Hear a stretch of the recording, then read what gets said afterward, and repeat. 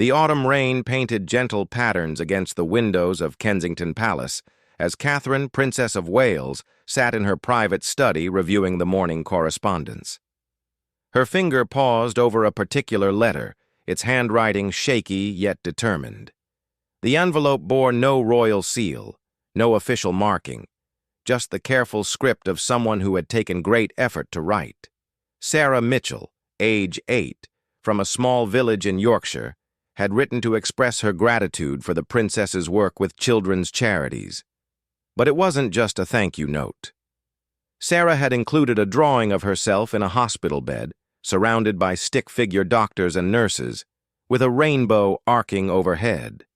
At the bottom, in her careful child's handwriting, she had written, "Princess Kate, you make sick children feel special. I want to be brave like you." Catherine's heart tightened as she read the accompanying note from Sarah's mother, explaining that her daughter had been battling a rare blood disorder for 2 years. The treatments were exhausting, the prognosis uncertain, but Sarah found hope in stories about the royal family's charitable work. She had asked her mother dozens of times if she could meet the princess, not to ask for anything, but simply to thank her in person. The princess set down the letter and walked to the window, watching the palace gardeners tend to the rose bushes despite the drizzle. She thought about her own children, George, Charlotte, and Louis, healthy and full of life. Their biggest worries centered around homework and playground friendships. The contrast with Sarah's reality was stark and humbling. William found her there an hour later, still holding Sarah's letter.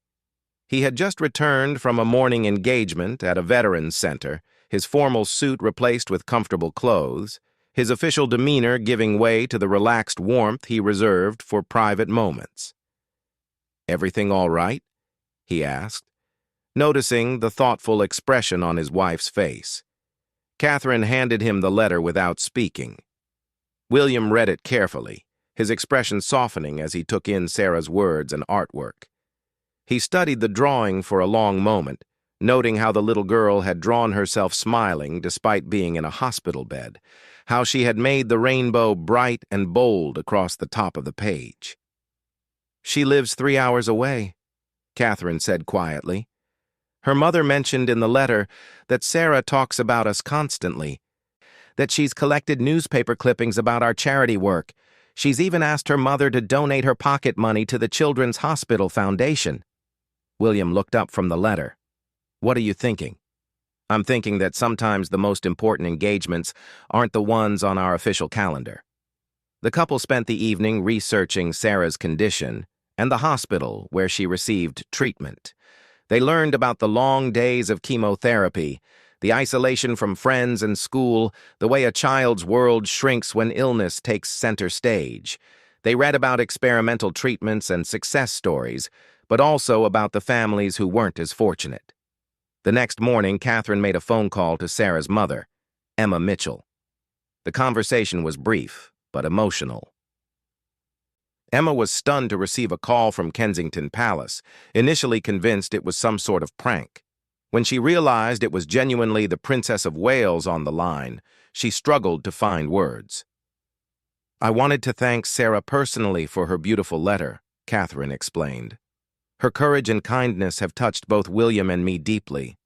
I was wondering if we might arrange to meet her." Emma's voice trembled as she responded. "Your Highness, Sarah would be absolutely over the moon. She talks about you every day, but I should mention she's having a particularly difficult time with her treatments right now. Some days she's too tired to even get out of bed." "Then we'll work around her schedule," Catherine said without hesitation. "What matters most is what's best for Sarah." Over the following days, the palace staff worked quietly to arrange an unprecedented visit.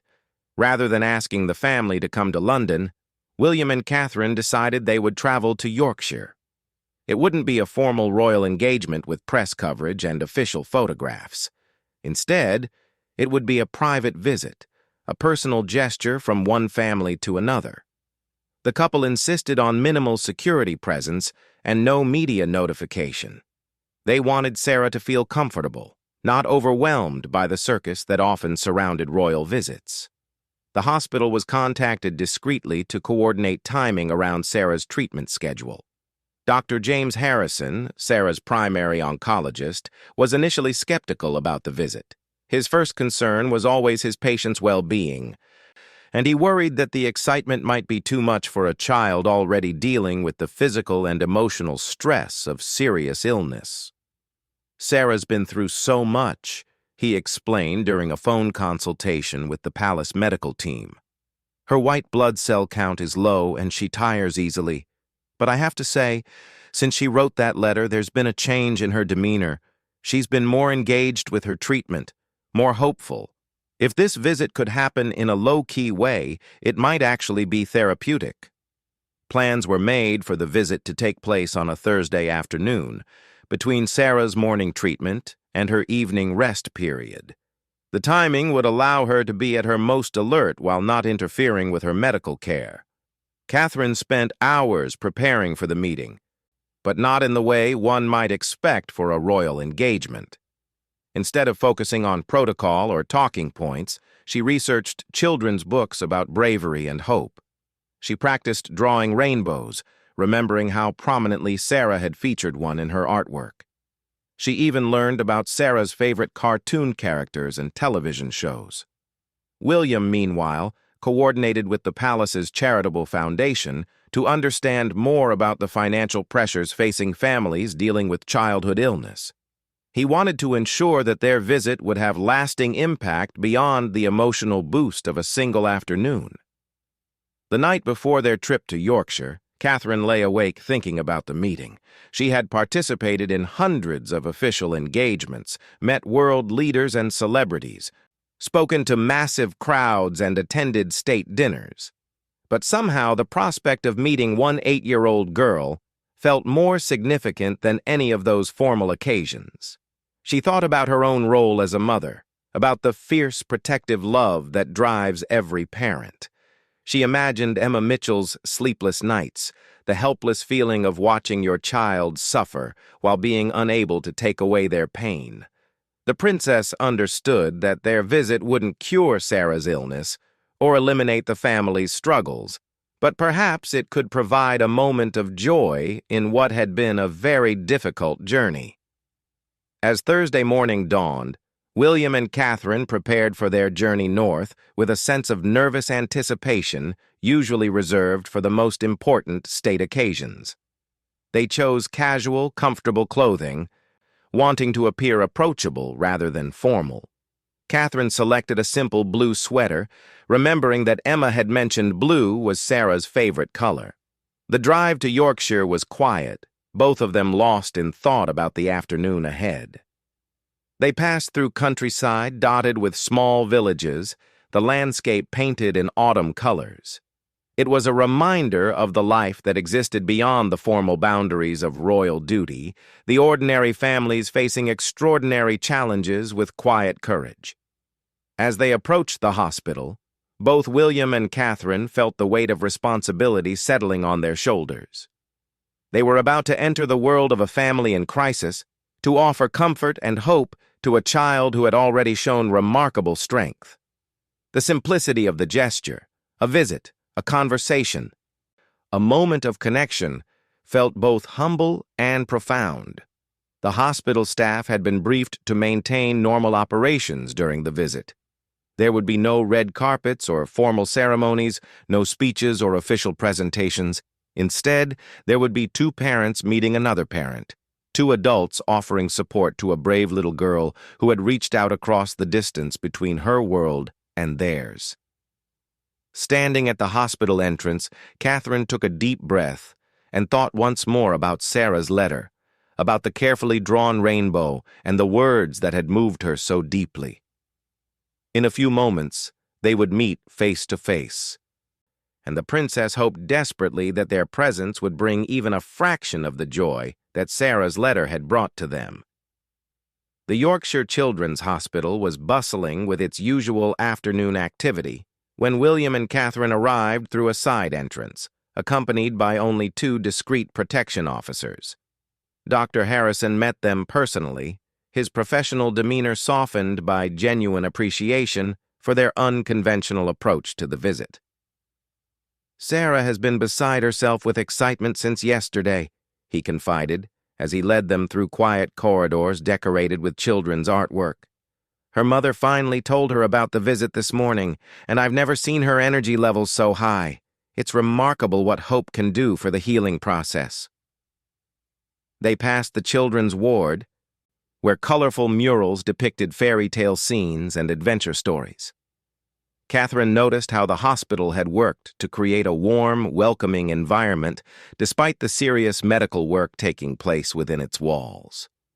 Young patients could be seen through open doorways, some connected to monitoring equipment, others engaged in art therapy or playing with family members. Emma Mitchell waited nervously outside Sarah's room, having spent the morning helping her daughter prepare for the visit. She had assisted Sarah in choosing her most comfortable clothes and had carefully braided her hair, working around the areas where treatment had caused thinning. Emma's own appearance showed the strain of months spent as a full-time caregiver, but her eyes sparkled with anticipation for her daughter's happiness. "Mrs. Alva Mitchell," Catherine said warmly, extending her hand in greeting. "I can't thank you enough for allowing us to visit Sarah today. Her letter meant more to us than I can express." Emma found herself surprisingly at ease with the royal couple, their genuine warmth immediately apparent. "Your Highnesses, Sarah has been preparing questions for you all morning. She's made you both drawings and she's been practicing how to curtsy, though I told her it wasn't necessary." William smiled. "Please tell Sarah that we're here as friends, not for any formal occasion.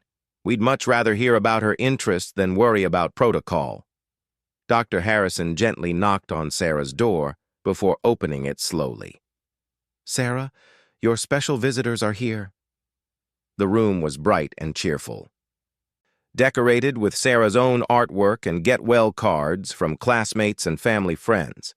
Sarah herself sat propped up in bed, wearing a bright yellow dress that complemented her determined smile. Despite the visible effects of her treatment and the medical equipment nearby, her eyes shone with excitement and intelligence.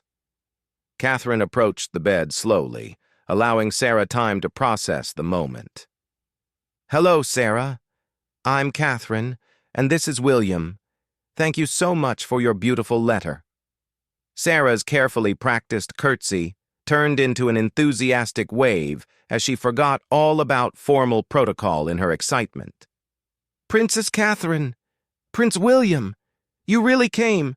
Mummy said you might, but I couldn't really believe it until now."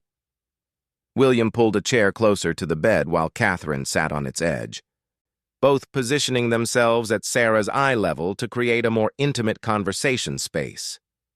The gesture immediately put the young girl at ease, and her initial nervousness melted away. "We had to come," Catherine explained. "Your letter was one of the most thoughtful things we've ever received. The drawing you made was absolutely beautiful. Will you tell us about the rainbow you drew?"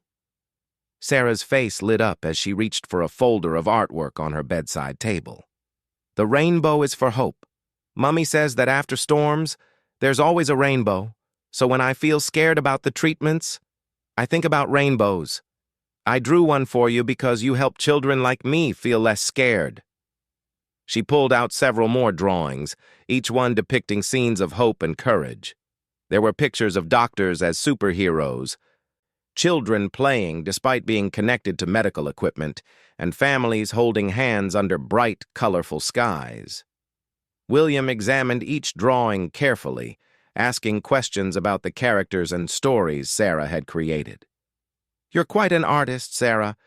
Have you thought about illustrating children's books someday?" "I want to write books for children in hospitals," Sarah replied seriously. "Stories about being brave and finding good things even when you're sick. Dr. Harrison says I'm very good at cheering up other kids here." Catherine noticed a small journal next to Sarah's bed, its pages filled with careful handwriting. "Is that where you write your stories?" Sarah nodded enthusiastically. "Mummy bought it for me when I started treatments. I write down good things that happen each day, even if they're tiny. Yesterday I wrote about a funny joke the nurse told me, and today I get to write about meeting you.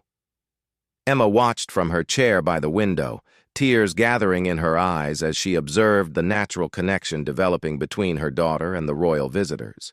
She had worried that Sarah might be overwhelmed or disappointed if the reality didn't match her expectations, but instead, the conversation flowed as naturally as if they were old family friends. "Sarah," William said, "we brought something for you. Well, actually, we brought several things." Catherine reached into a bag they had brought, pulling out a beautifully bound blank sketchbook. "This is for your artwork. We noticed you're quite talented, and we thought you might enjoy having a special place for your drawings." Sarah accepted the gift with reverent care, running her small fingers over the leather cover. "It's beautiful. Thank you so much."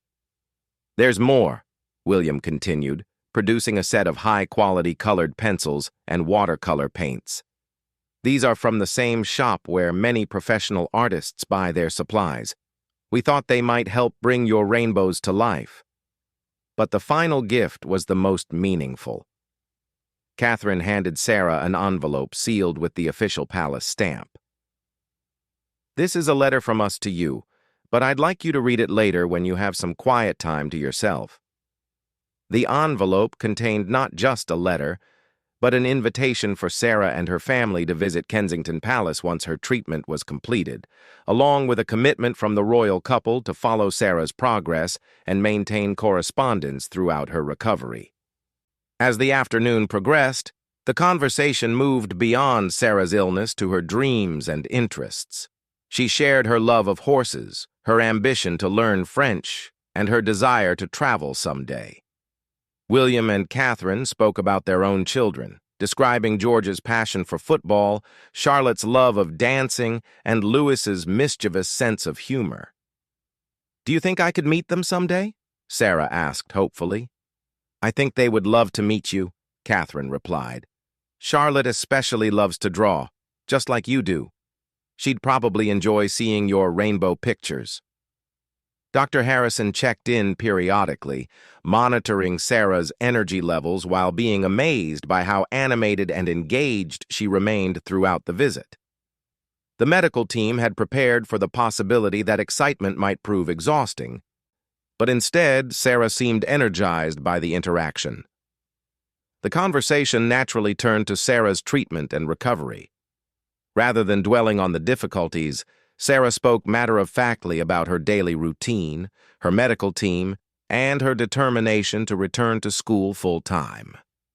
"The hardest part isn't the treatments," she explained with wisdom beyond her years.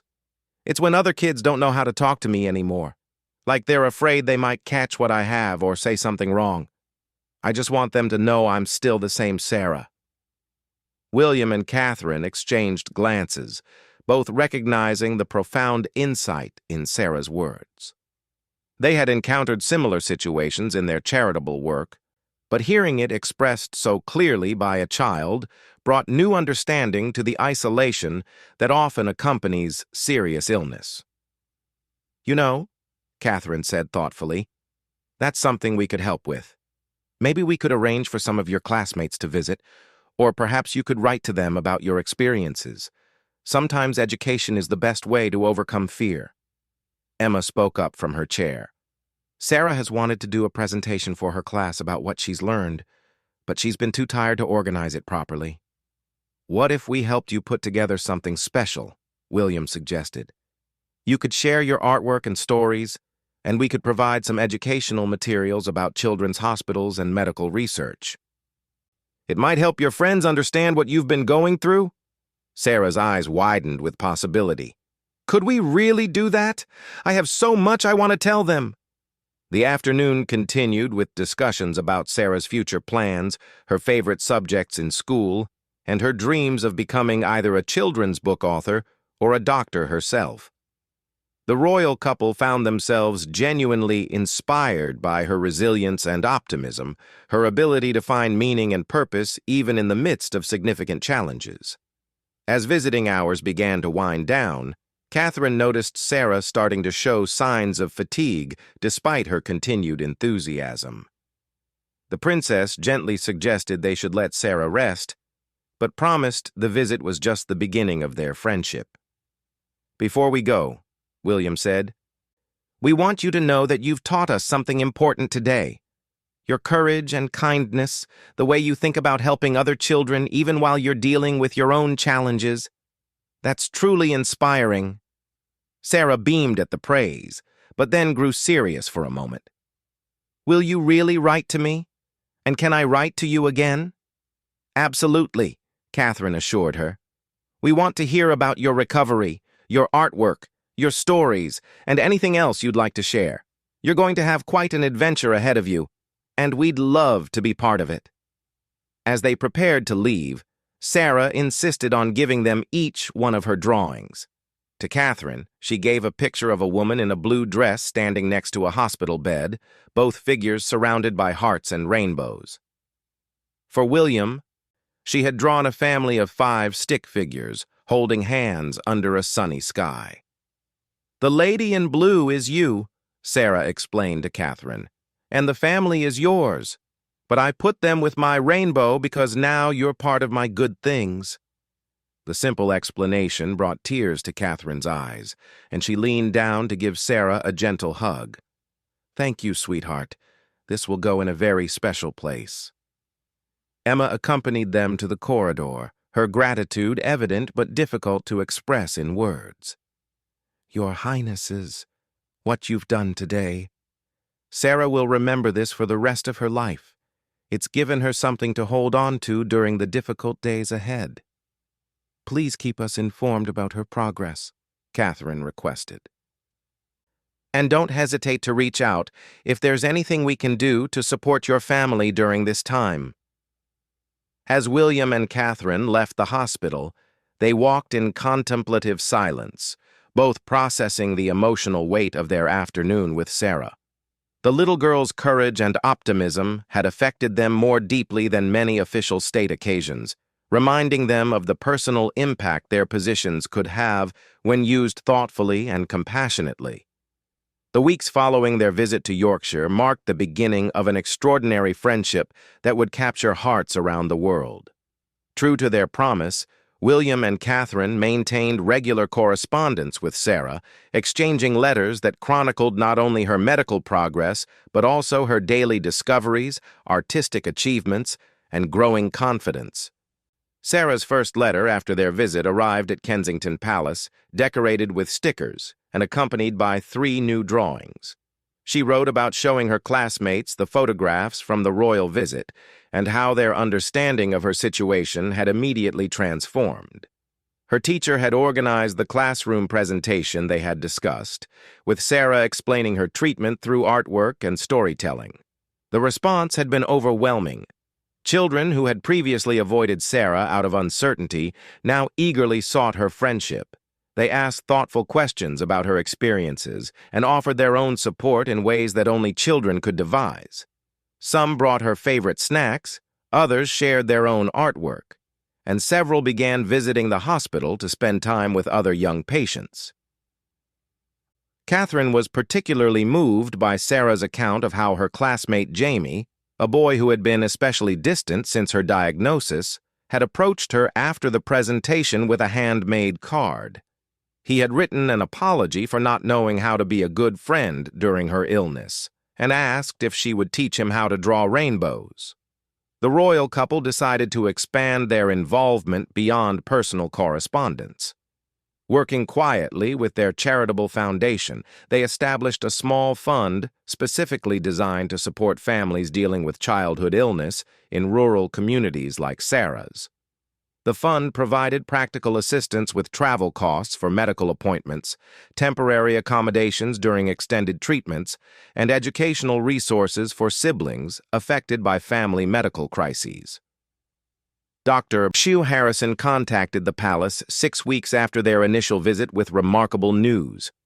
Sarah's latest test results showed significant improvement, with her blood counts stabilizing and her response to treatment exceeding expectations. While cautious about premature optimism, her medical team was encouraged by her progress and attributed part of her improved condition to her enhanced emotional well-being. There's documented evidence that emotional support and hope can positively impact treatment outcomes, Dr. Harrison explained during a phone consultation with the Palace medical advisor. Sarah's attitude shift following your visit has been remarkable. She approaches each treatment session with determination rather than dread, and her interaction with other patients has improved significantly. The doctor shared stories of Sarah's influence on the pediatric ward.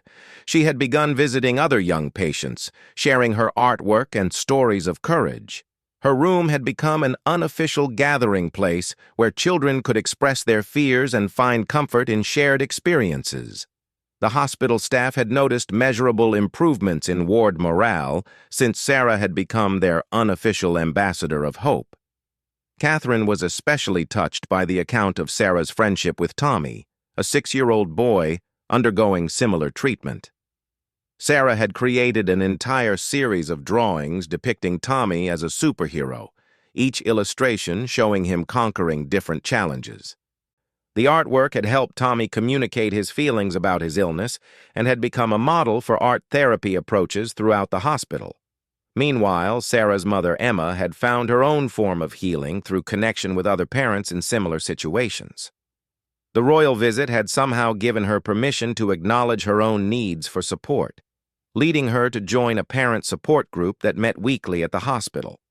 She began sharing resources and strategies with other families, creating a network of mutual assistance that extended far beyond medical care.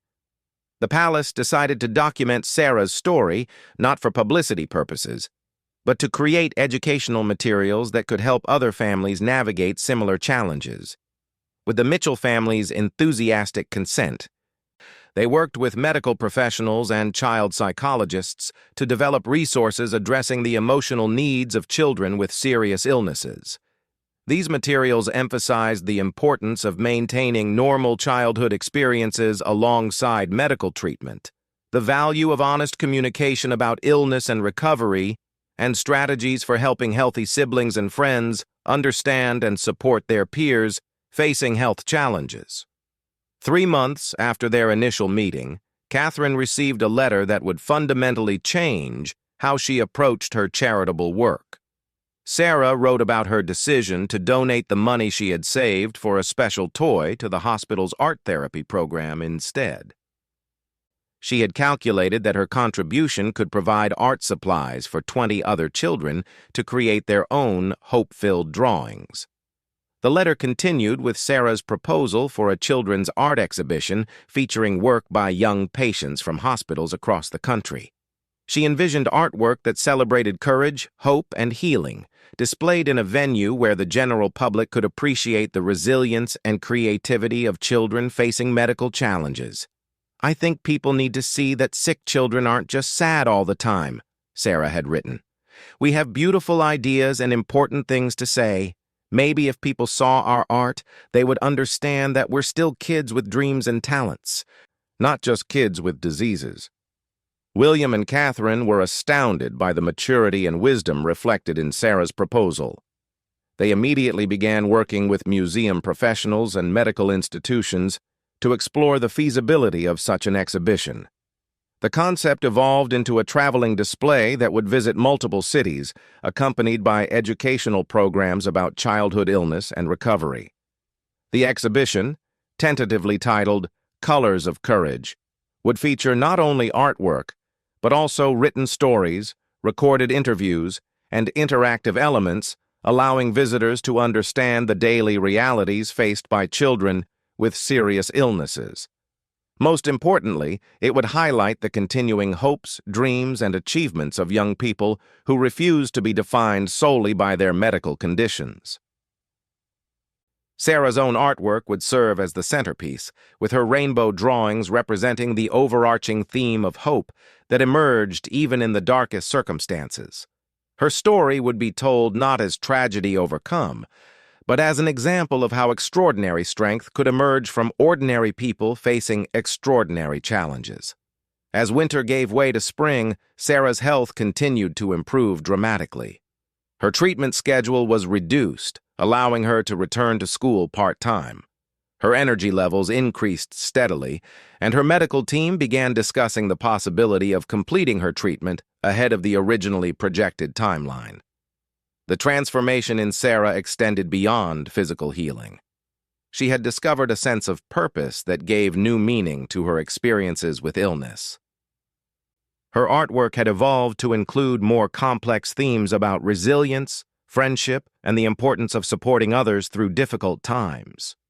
Catherine received regular updates about Sarah's progress through letters that had become increasingly sophisticated in their observations about life, healing, and human nature. Sarah wrote about her growing understanding of how suffering could lead to compassion, how weakness could reveal strength, and how individual experiences could become sources of help for others. One particularly moving letter described Sarah's visit to a newly diagnosed child in her hospital ward. The younger boy had been frightened and withdrawn until Sarah shared her drawings and stories. By the end of their conversation, he was smiling and asking when he could start creating his own artwork. "I realized that my sickness wasn't just something that happened to me," Sarah wrote. "It was something that could help other people feel less alone and more brave. Maybe that's why difficult things happen sometimes, so we can learn how to help each other better." The profound insight impressed the royal couple, who had encountered similar wisdom from others who had transformed personal struggles into sources of strength for their communities. Sarah's perspective reinforced their belief that some of the most important work they could do involved amplifying the voices and experiences of individuals who had discovered meaning within suffering. As Sarah's treatment neared completion, plans were finalized for her promised visit to Kensington Palace. The occasion would mark not only her recovery but also the launch of the Colors of Courage exhibition and the establishment of the Sarah Mitchell Foundation for Childhood Hope, an organization dedicated to supporting young patients and their families throughout their medical journeys. The foundation would provide art therapy programs, family support services, and educational resources while advocating for policies that recognized the emotional and social needs of children with serious illnesses. Sarah herself would serve as the organization's first youth ambassador, sharing her story and insights with medical professionals, policymakers, and other families facing similar challenges. On a bright morning in late spring, Sarah and her family arrived at Kensington Palace for a visit that felt more like a reunion of close friends than a formal royal engagement. Sarah's appearance reflected her dramatic recovery. Her hair had grown back thick and glossy. Her cheeks had regained their natural color, and most notably, her eyes sparkled with the confident joy of a child who had discovered her own strength. The day included a private tour of the palace, a tea party with George, Charlotte, and Louis, and a presentation ceremony where Sarah was recognized for her contributions to childhood cancer awareness and art therapy. But the most meaningful moment came when Catherine presented Sarah with a small, leather-bound book containing copies of all their correspondence over the preceding months. "This is the story of an extraordinary friendship," Catherine explained. "But more than that, it's the story of how one brave little girl changed the lives of everyone she met. We wanted you to have a record of this journey so you can always remember how much your courage has meant to all of us." Sarah's response came not in words, but in a drawing she had prepared specifically for the occasion. The artwork depicted the palace visit, but with a twist that captured her unique perspective. Instead of showing herself as a small figure meeting important people, she had drawn everyone, William, Catherine, and herself, as equal-sized characters holding hands under a magnificent rainbow that arched over the palace grounds. At the bottom of the drawing, she had written a simple message that summarized her understanding of their relationship: friends who help each other shine brighter. The story of Sarah Mitchell and her friendship with the Prince and Princess of Wales eventually became public knowledge, not through palace announcements or media speculation, but through Sarah's own decision to share her experiences during speaking engagements and fundraising events. Her story resonated far beyond the boundaries of her local community, inspiring countless individuals facing their own health challenges and encouraging others to recognize the extraordinary potential that exists within ordinary acts of kindness and connection. The Colors of Courage exhibition opened to overwhelming public response, traveling to dozens of cities and raising both awareness and funds for childhood medical research. Sarah's artwork remained the emotional centerpiece, but the display had grown to include contributions from hundreds of young patients whose creativity and optimism challenged visitors' assumptions about childhood illness. Years later, as Sarah pursued her dream of becoming a pediatric art therapist, she would often reflect on the simple letter that had started it all. What had begun as a child's expression of gratitude had evolved into a foundation for helping others, a career dedicated to healing, and friendships that transcended the boundaries of social position and royal protocol. The handwritten thank you note from an 8-year-old girl had reminded two of the world's most recognized individuals that the most meaningful connections often arise from the simplest gestures of human kindness. In reaching out to comfort one sick child, William and Catherine had discovered how profoundly they could be changed by the courage and wisdom of someone they had intended to help. Sarah's story became a testament to the ripple effects of compassion, demonstrating how a single act of genuine care could transform lives in ways that extended far beyond its original intent. It served as a reminder that true nobility lies not in titles or positions, but in the willingness to see and respond to the humanity in others, especially those who are most vulnerable and in need of hope.